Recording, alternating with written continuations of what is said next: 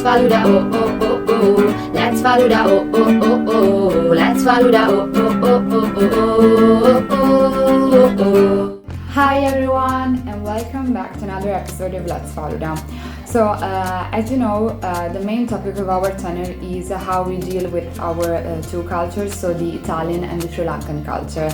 And as a consequence, one of the immediate topic that comes to mind is the fact that we are two bilingual persons.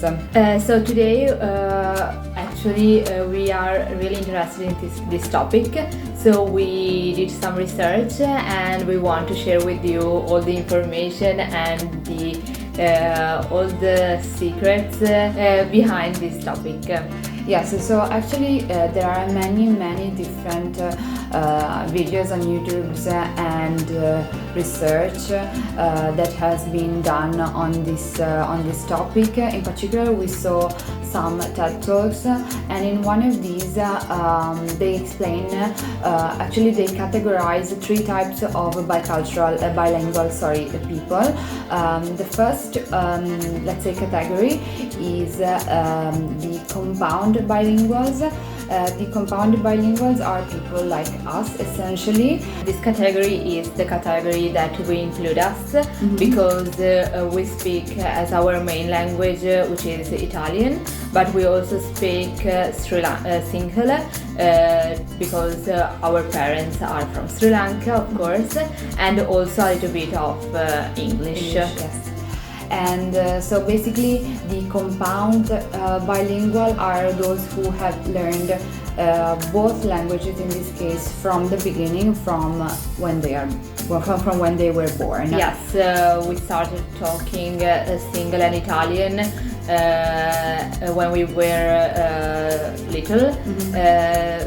Just because with our family, so with our parents, we just talk in Sinhala, while as soon as we started going to school, attending school, we started to talk in Italian. Yes. So there was this thing that when we went to school, we speak in a certain language, which was Italian. Yes. And in particular when we talk between us, so between us sisters, we spoke a mix of language, so a little bit of Italian and a little bit of Sinhala. Yes.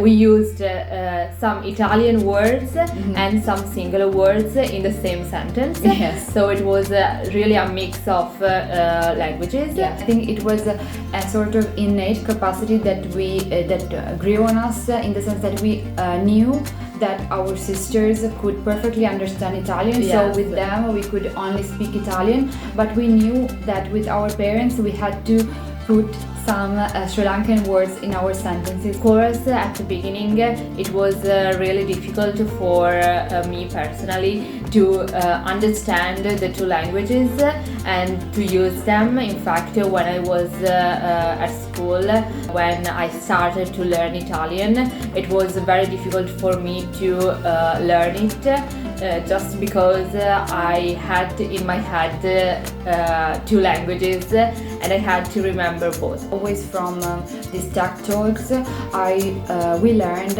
that in the past, around the 20s, 1920s and in the 60s, bilingual kids were considered to have a sort of retardation or sort of, let's say, limit in their learning capacities, because at school their academic performance was lower than the other kids. And in fact, we are living proof of the fact that we, at the beginning of our academic academic career, we really had strong difficulties in keeping up with the things that we had to learn.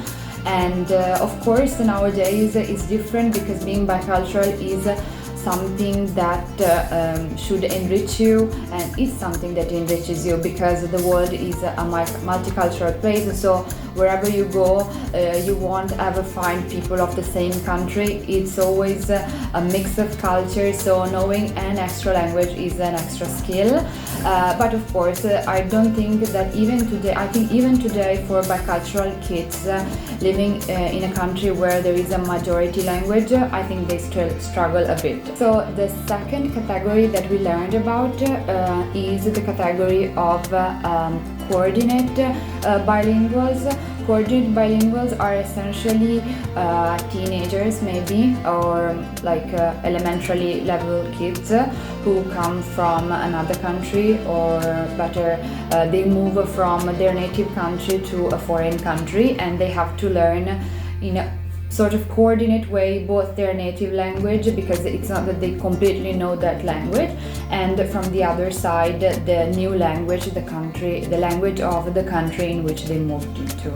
We have a few examples here, because there are a lot of kids that come to Italy when they are in 5th to 12th grade, and they are just learning single properly. I think for them it's very difficult, not just because of the language itself, because they have to understand that here in Italy you have to speak Italian, otherwise they don't understand you. Another difficulty that these kids have to face is that Italian is a very different language from Sinhala.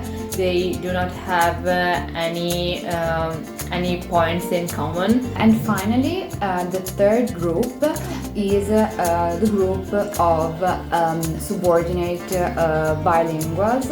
Subordinate bilinguals are essentially those who move to another country, a different country from their native country, in a later stage in their life, so when they are fully grown adults. I think that our parents are a great example for this group, because they moved to Italy when they were adults, so for them learning Italian was highly difficult, because they moved here in Italy not to learn Italian and to attend school, but to work. If we move now to Sri Lanka, we will be in the same situation, because we know Italian pretty well, and also English, while Sri Lankan is not quite. We understand Sri Lankan, but we understand Sinhala, but we cannot speak it properly. You saw in our videos that we struggle a little bit when we are doing videos in the Sri Lankan language, but of course we are trying. So I think also those people who come here from Sri Lanka have all the abilities and capabilities to learn the language. Of course you have to put some effort, but I think that the age doesn't matter, because learning a language is not just about speaking the language and reading, but also it's to understand the culture and all the background of the language.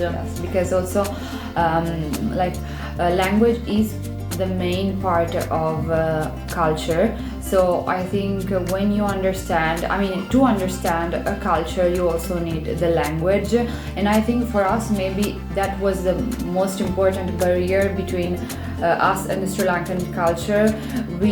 The fact that we did not know Sri Lankan perfectly basically does not allow us to enjoy Sri Lankan TV series or movies or songs perfectly, because we simply don't understand what they are saying, and as a consequence we do not understand the message that they are trying to bring. We learn Italian mainly at school, but also we speak between us mainly Italian. But I think that watching also Italian television is a point, because we learn a lot of terms, new words. So I think that for all those that say watching TV is not good for the kids, I think they are wrong.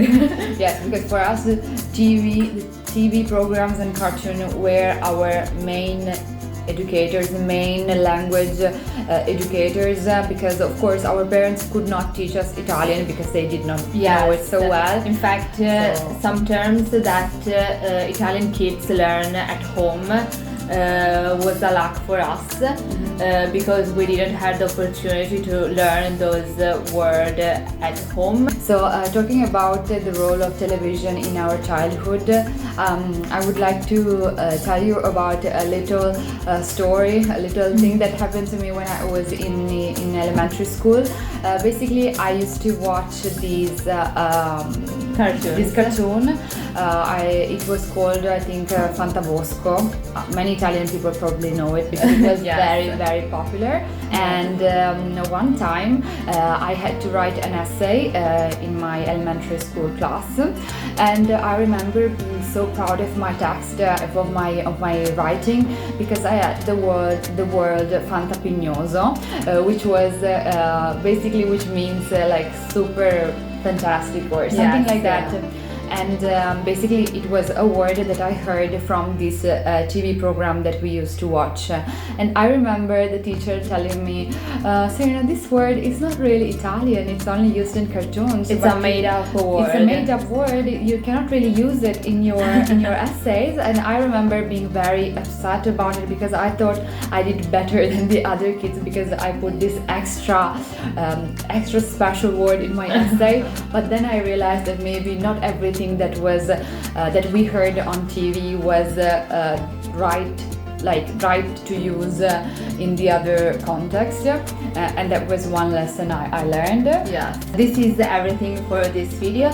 Thank you very much for watching till the end, and don't forget to subscribe to our Facebook and Instagram pages, and see you with another video. Bye, Falooda Friends!